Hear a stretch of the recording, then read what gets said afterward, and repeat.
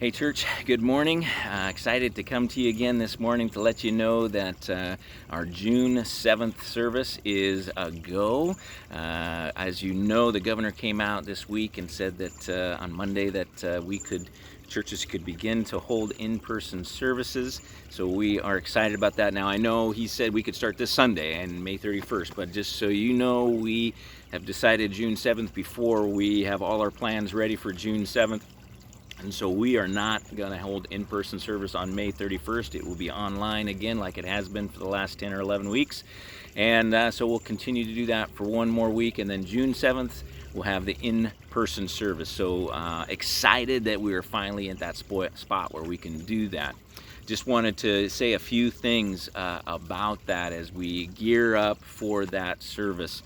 First of all, you need to know we are going to continue to do the online service. So we will be recording the service Friday before and putting that online just like we have been the last, 11 weeks. And so we will continue to do that for some time. So if you don't feel like you're able to come to the service yet and have in-person gatherings at church, then you can stay home and you can continue to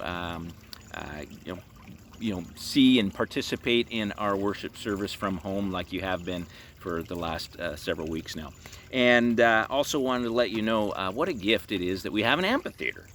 We can do outdoor services. Now, if the governor said that churches could do in-person indoor services 25% capacity. For us as a church, that means we could only have about 30 people in a service, which means that if you're going to have about 100 people at a service, that means we'd have to have probably 4 services in order to do that, which would not really be possible for us as a church. I know the bigger churches are really struggling with that because they still really can't meet. But we have the amphitheater, so thanks to a vision that God gave Dale Widener many years ago, that has been continued to been developed. And even last year, we put in grass out there. And so now we have this amazing grass that's great and nice and soft to sit on and all of that. So we're super excited that God has provided for us in this way. So we'll be able to do one outdoor service. We're planning on having that service at 8:30 a.m. Now, I know that's early for some of you, but we want to beat the heat. Now, that first week, it looks like so far long-range forecast says it's going to be pretty nice. Only 85 is the high that day, so maybe it'll be a bit chilly that morning at 8:30. But we just look as we're probably going to be outdoors for several weeks. And if that's the case, we know the heat in Redding, it's going to get hot, and so we want to be out of there by 10 a.m. at the latest. And in order to do that, we need to start at 8:30.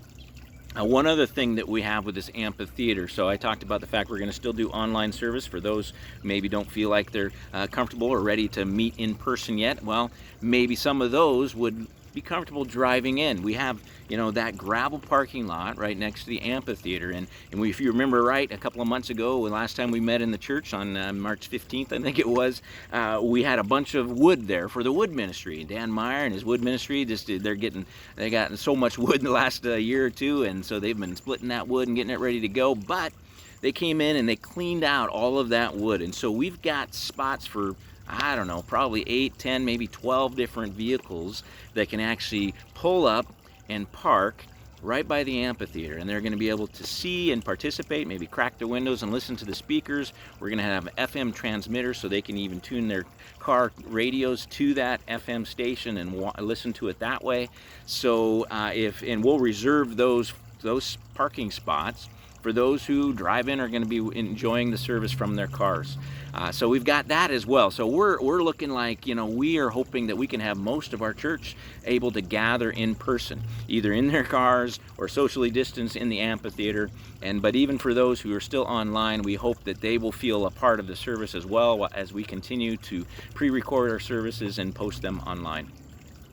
Church, it's going to be great to have you and have all of us in the same kind of space finally, and to be able to see those faces and have some conversations, recognizing that there's going to be some mitigation efforts in place. And so, we're going to be ushering people to their seats in the amphitheater, and so we'll have lots of signs around and making sure that everybody knows where to go, and then we'll have somebody take you to a socially distanced space in the amphitheater, and then then keeping family units together and socially distanced from other families.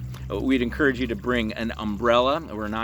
We don't want the pop-up big awning type things that we have out there, the 12 by 12 shade structures that people have and can buy at Costco or wherever. We encourage people not to bring those because one, they can block views, and two, they may encourage non-family members to come and hang out under that with you. And so just a personal umbrella, if you can bring that if you'd like, if you're sensitive to the sun, so that you can be shaded, and it's also not going to block other people around you.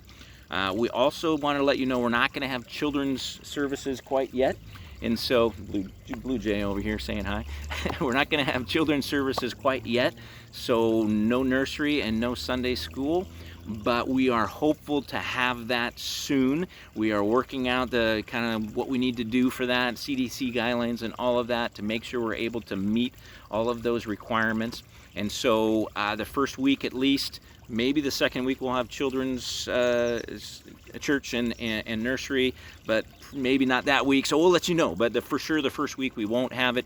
Nancy has done a great job of getting a team of teachers that are ready to jump in whenever we're ready to do that and whether we figured out all the guidelines. But for the first service, we're not going to do that. So parents, just know that, and know that you're going to have to manage those kids a bit. But we're going to be outdoors, so if they make some noise, it's okay. And if they run around a bit, again, we're not going to be really harsh on people and saying, oh, you get your kid away from that other family or whatever. We just ask you to try to control them best you can, and we'll have kids pages, for work pages for them to do, and we'll hand those out to you so they'll at least have something to do during the service as well, to hopefully keep them busy and all of that. So just so you know, those are some of the things that we've got going on.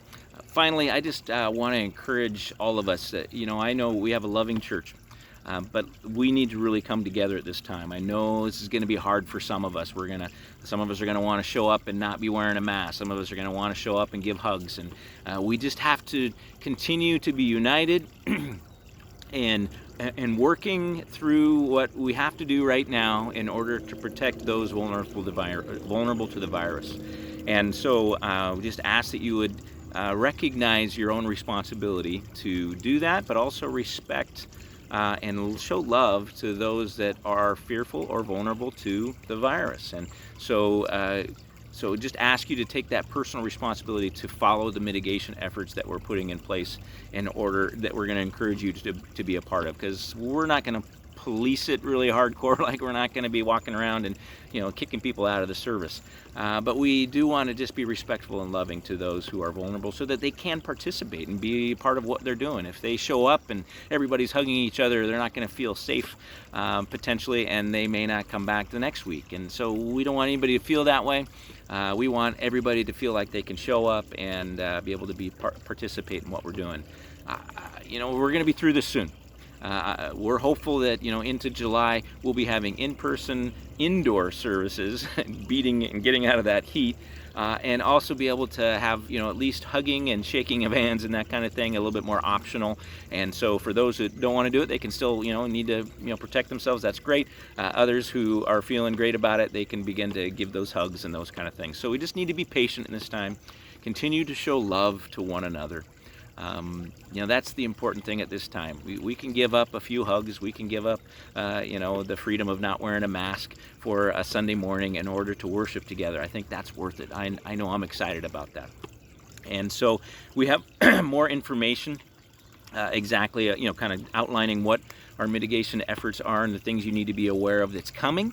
So this is just kind of the first piece that's starting to lay that out. On Friday, we'll have more information. On Sunday, we'll have more information that comes out in the email for the Sunday service for May 31st. And the next Tuesday, I'll probably have a little bit more information to give you. So we're going to continue to kind of build on that and give more and more information so that everybody is aware of what's going on through email and video beforehand. Again, let's praise the Lord. Praise the Lord that we have what we have.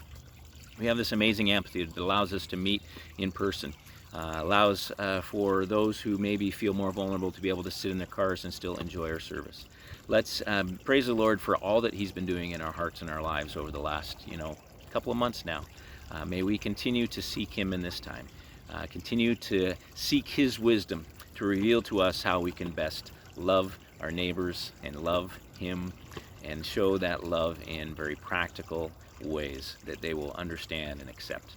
Church, God's good. He's doing amazing things. I'm super excited about seeing you guys all in person in a week and a half. God bless you, and we'll see you soon.